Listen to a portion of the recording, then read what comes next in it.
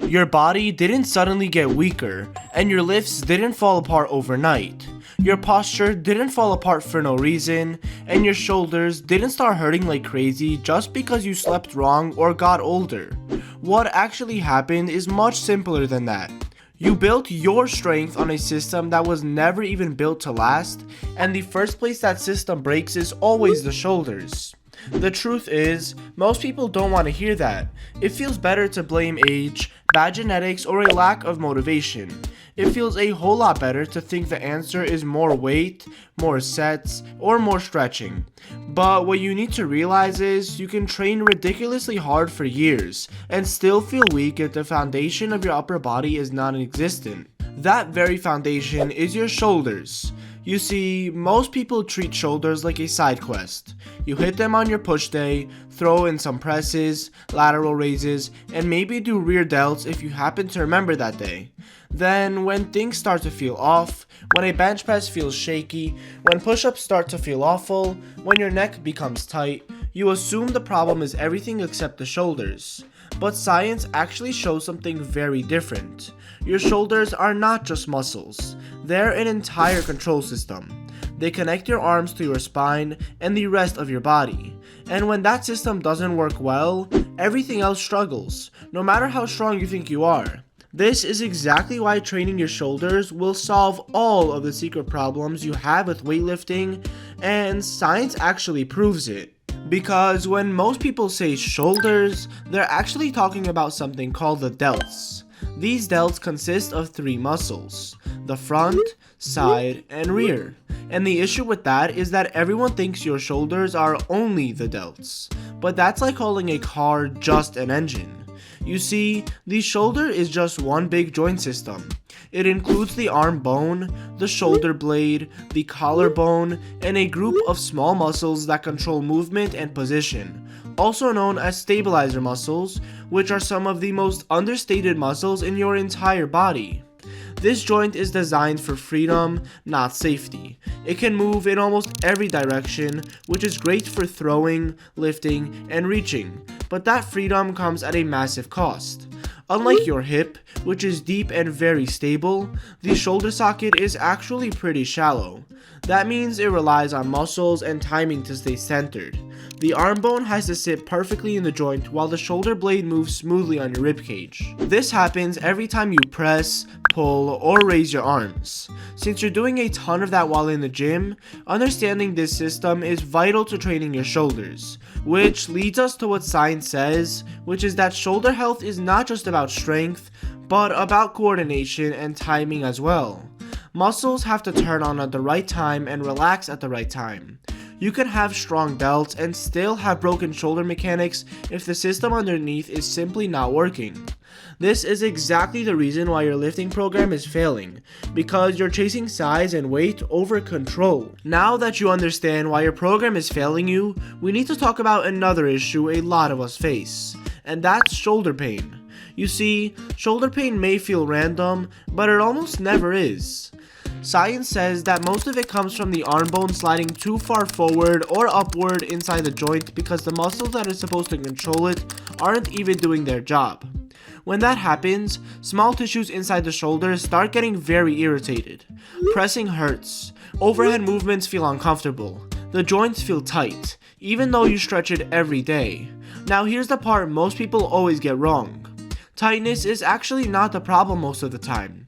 That tightness you feel is really your muscles trying to protect you. When a joint feels unstable, your body creates tension to guard it from damage and tearing. That tension is your body saying, "I don't trust this position, please get me out." Stretching without fixing stability just removes the guard that your own body puts up for you. So you stretch more, feel looser for a few minutes, then go right back to pain the moment you lift again.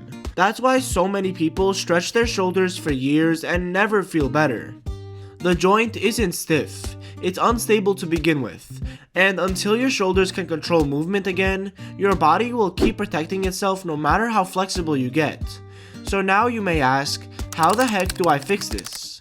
Well, science tells us that the shoulder blade is actually what controls every aspect of this, and the scariest part is that you didn't even know what its true purpose was.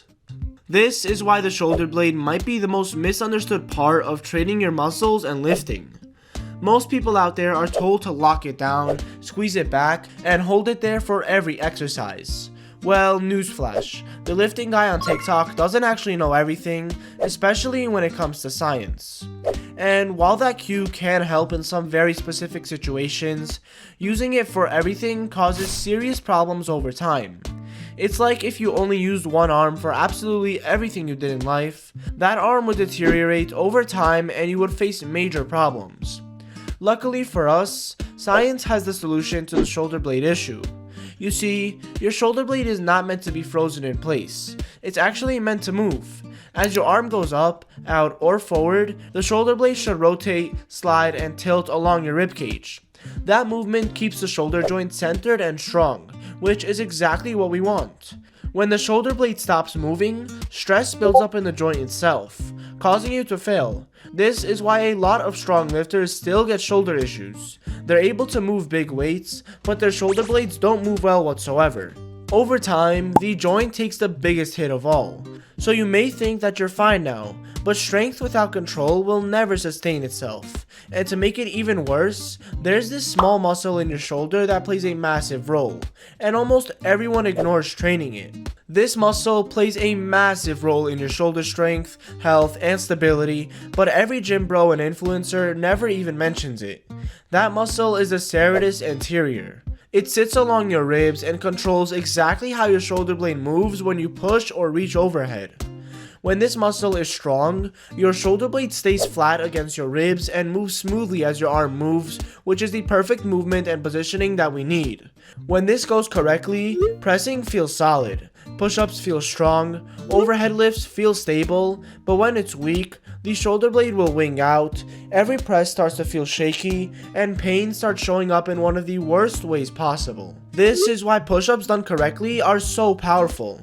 They force the shoulder blade to move naturally while supporting your body weight. Lifting machines will lock you into place, while push-ups demand control in order to do them the right way. That's also why someone can bench heavy but struggle with clean push-ups.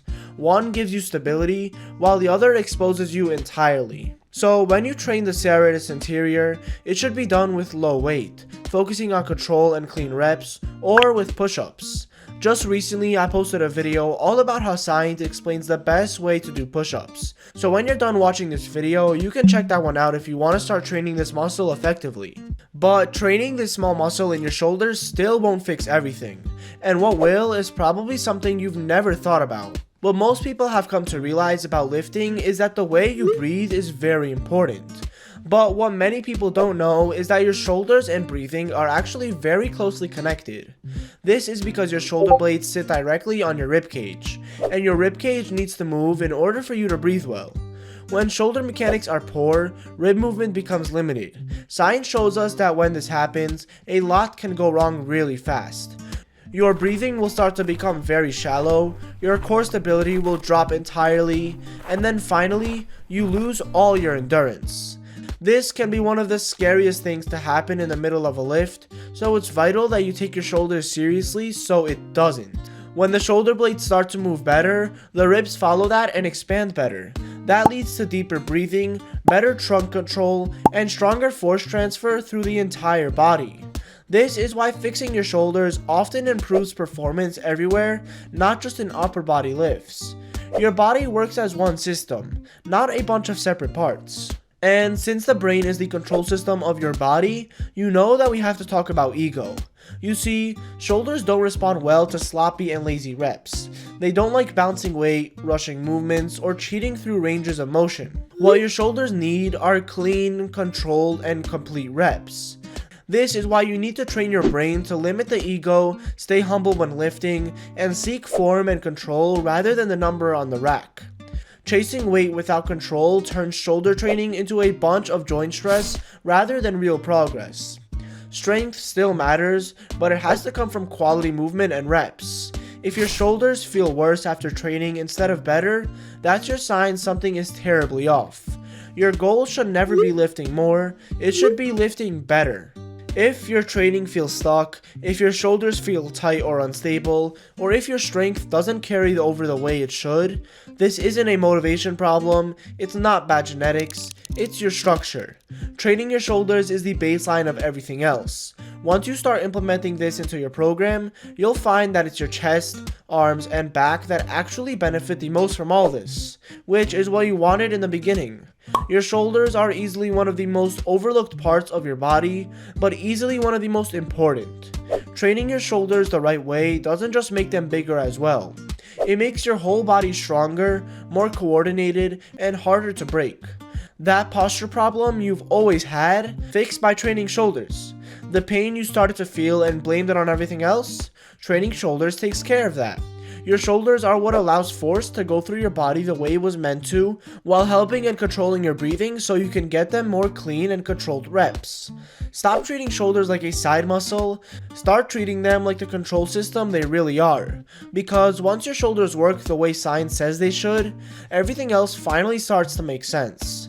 So if you enjoyed this video, be sure to subscribe to my channel as I'm going to be posting a lot more in the new year, and let me know if you have any questions in the comments below, and I'll answer everything in a future video. So with that being said, I'll see you in the next one.